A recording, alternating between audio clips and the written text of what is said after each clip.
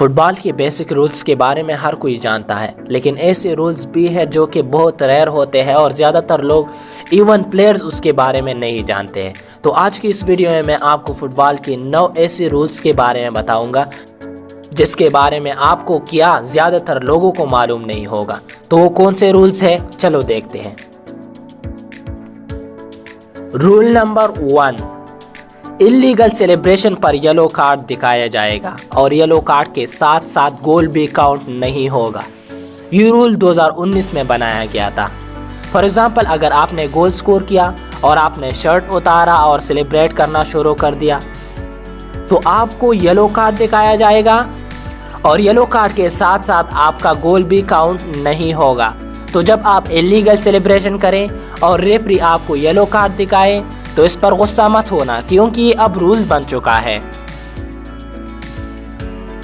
Roll number 2، match start ہونے سے پہلے ریفری آپ کو ڈسمس کر سکتا ہے۔ اگر آپ خوش ہے یا نہیں ہے، لیکن اگر آپ نے میچ سٹارٹ ہونے سے پہلے وارم اپ میں کوئی بیوقوفی والا کام کیا تو ریفری آپ کو میچ سٹارٹ ہونے سے پہلے ہی ڈسمس کر سکتا ہے۔ فار ایگزامپل، اگر آپ نے میچ سٹارٹ ہونے سے پہلے ریفری کے ساتھ بدتمیزی کی یا پھر مخالف کھلاڑیوں میں سے کسی کے ساتھ بدتمیزی کی، یا ایسا بھی ہوا ہے کہ پیٹرس ایپرا نے 2017 میں اپنے ایک فین کے ساتھ وارم اپ میں جھگڑا کیا اور اس کو میچ سٹارٹ ہونے سے پہلے ہی ڈسمس کر دیا گیا۔ تو اگر آپ کسی بھی قسم کی بدتمیزی میچ سے پہلے یا دوران میں کریں گے تو آپ کو ریفری اسی وقت نکال سکتا ہے۔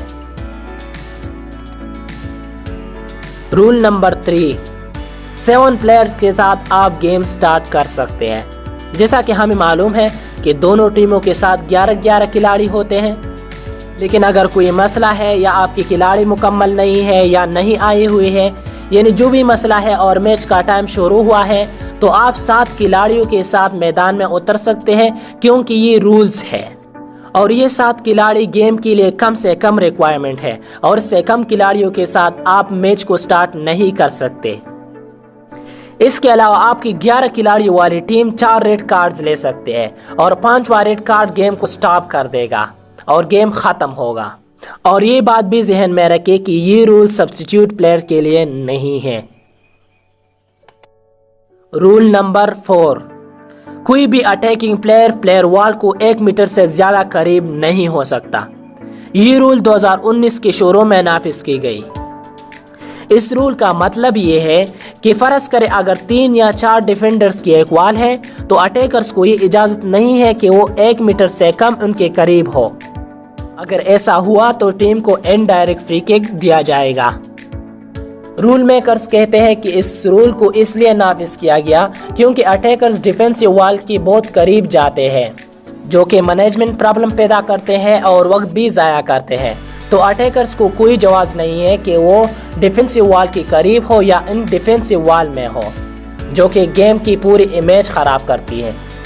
تو آپ ڈیفینسو وال کے قریب نہیں جا سکتے، اور اگر کوئی اور ڈیفینسو وال کے قریب جاتا ہے تو آپ ریفری کو یہ کہہ سکتے ہیں کہ اس کو دوبارہ چیک کرے۔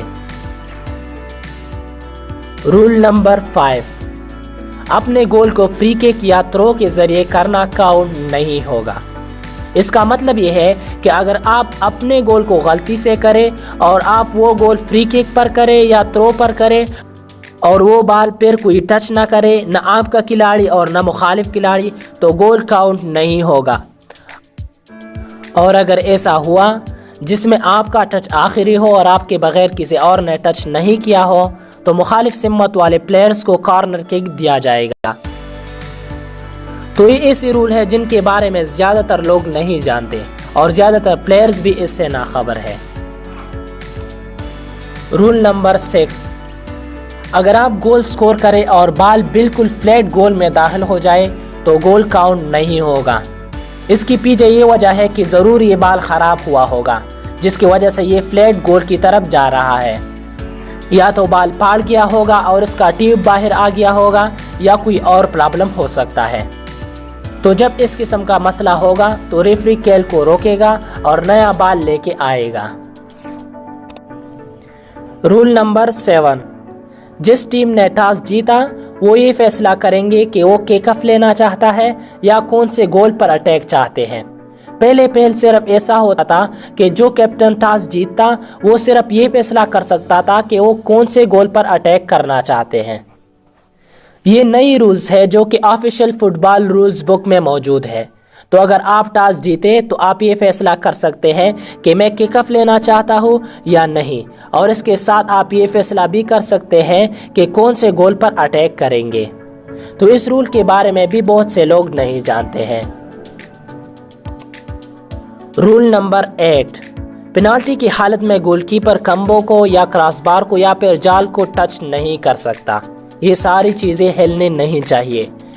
रेफरी तब तक पेनल्टी की सिग्नल नहीं देगा जब तक सारी चीज़ें यानी गोल पोल्स, क्रॉसबार्स और नेट हिलना बंद ना करे।